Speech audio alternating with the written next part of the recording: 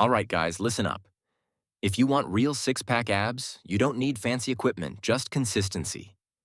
Follow these 10 Powerhouse Abby exercises back to back, and you're on your way.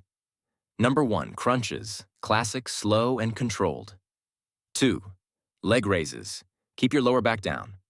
3, bicycle crunches. Twist like you mean it. 4, plank hold.